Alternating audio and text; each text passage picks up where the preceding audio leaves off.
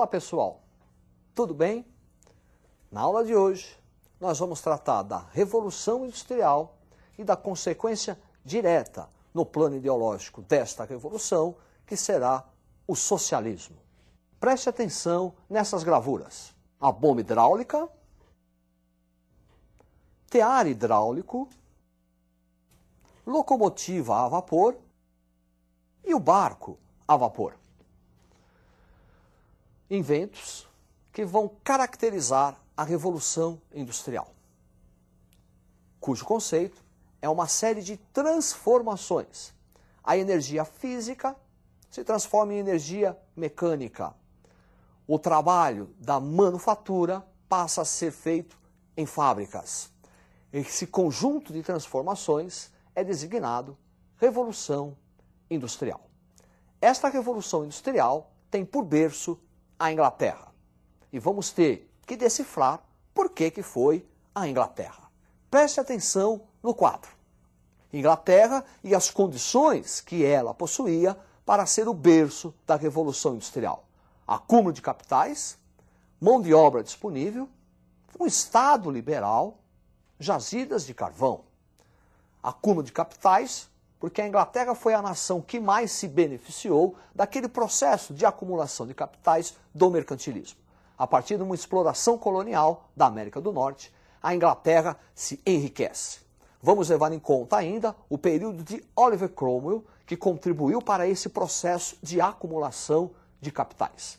Revolução Gloriosa. A Inglaterra era, no finalzinho do século XVII, começo do século XVIII, a única nação onde a burguesia ocupava o poder político. Revolução Gloriosa, Estado liberal burguês.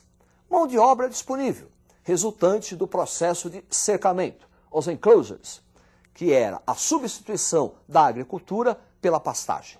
Quando falamos de agricultura, precisamos de um determinado número de mão de obra, pessoas ligadas ao campo. Quando falamos pastagens e cercamos o campo, daí o nome, Lei dos Cercamentos, para colocar as ovelhas, eu não preciso mais de um determinado número de pessoas. Ocorre um êxodo rural. A turma, os exilados, aqueles que perderam a terra, vão até a cidade e vão se transformar em força de trabalho para a indústria. Indústria essa que, no seu primeiro momento, tinha como força motriz o vapor. Daí a importância das jazidas. Por isso que a Inglaterra será o berço dessa Revolução Industrial. Essa Revolução Industrial, esse industrialismo, vai passar por duas etapas. Nós vamos ter a primeira fase da Revolução Industrial, que vai se limitar na Inglaterra, e uma segunda fase, que é a difusão desse processo. Preste atenção no quadro. Etapas da industrialização, a primeira, século XVIII, Inglaterra, onde o capitalismo aqui será concorrencial. Os setores que vão se desenvolver é o têxtil, o siderúrgico e a agricultura agrícola. O uso do ferro e do vapor. E os principais teóricos dessa fase, Adam Smith, A Riqueza das Nações, considerado o pai do liberalismo, defensor da propriedade privada. E Davi Ricardo, que vai defender a tese do salário mínimo. Quer dizer, o trabalhador deveria receber apenas aquele salário que servisse para o seu sustento, auxiliando assim a riqueza da burguesia. No século XIX, um segundo processo de industrialização. Preste atenção no quadro. Segunda fase, século XIX. Difusão, Alemanha, Bélgica, França, Estados Unidos, Japão. Essa fase já é uma fase monopolista, imperialista e desenvolvimento do neocolonialismo. Fase monopolista, porque com a segunda Revolução Industrial não vai haver mais a concorrência. Vão surgir grandes grupos econômicos, cartéis, tipicamente na Alemanha, e trustes, principalmente nos Estados Unidos da América. Grandes conglomerados econômicos com o objetivo de controlar o mercado consumidor e fornecedor. Nessa segunda Revolução Industrial, não usamos mais ferro nem vapor. É o aço e a eletricidade.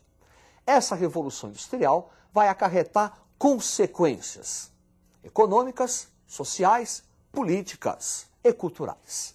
Preste atenção no quadro: consolidação do capitalismo, afirmação do liberalismo, urbanização, questão social, novas ideias.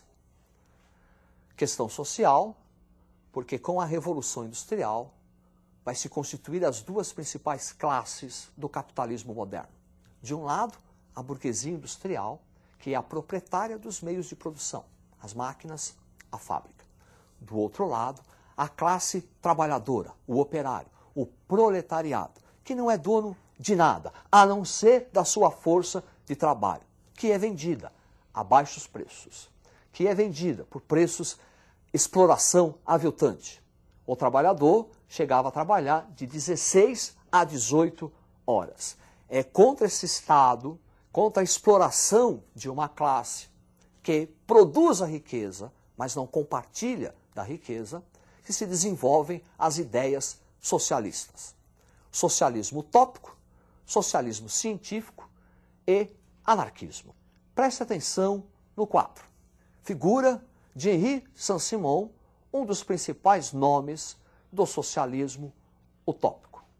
Utópico porque os primeiros socialistas não vão conseguir identificar ou perceber na classe trabalhadora, no proletariado, como uma classe revolucionária. Utópico porque eles propõem reforma.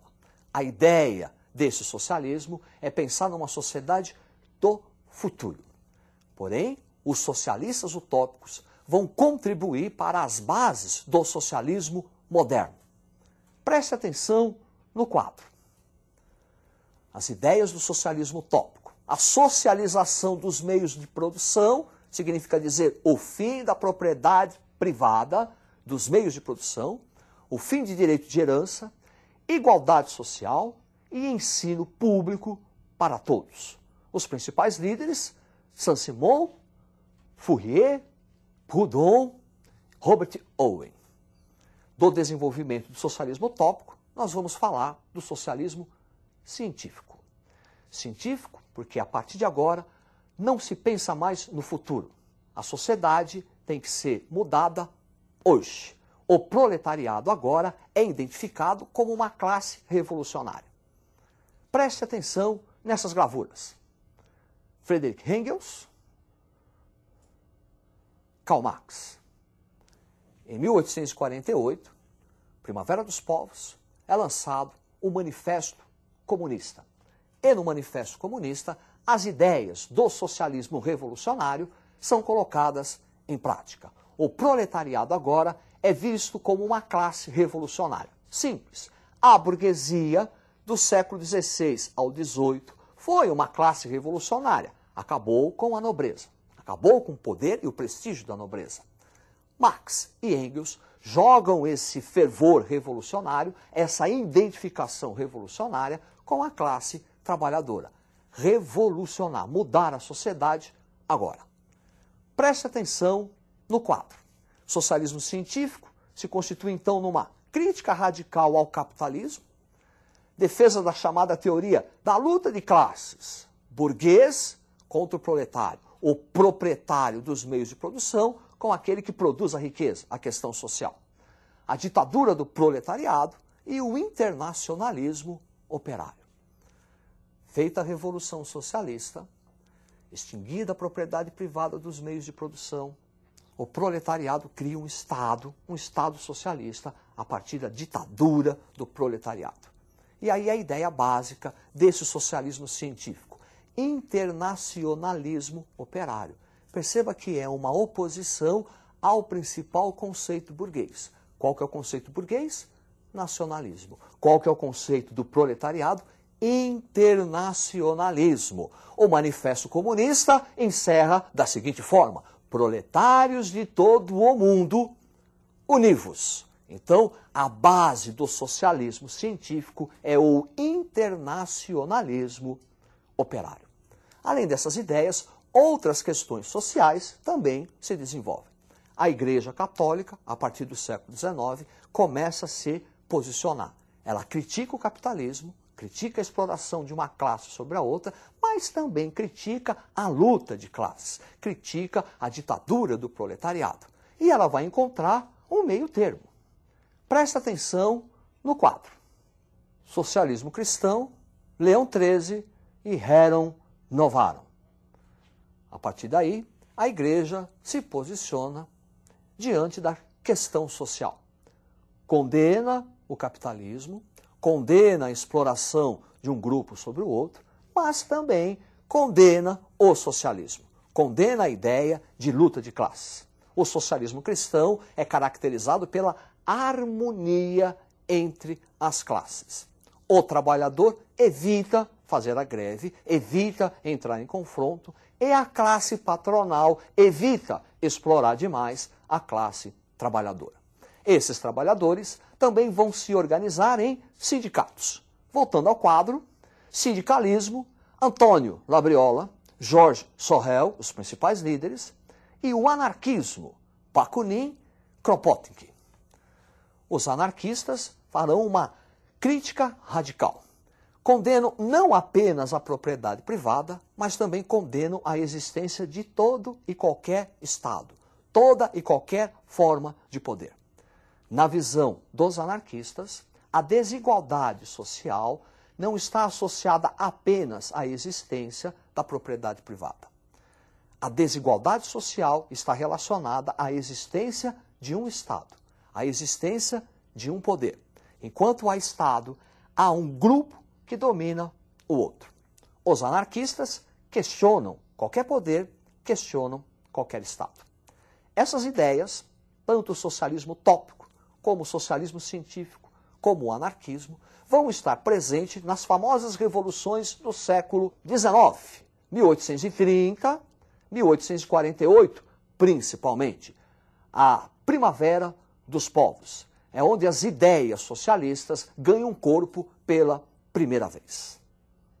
É isto aí, uma boa sorte, estudem e até a próxima.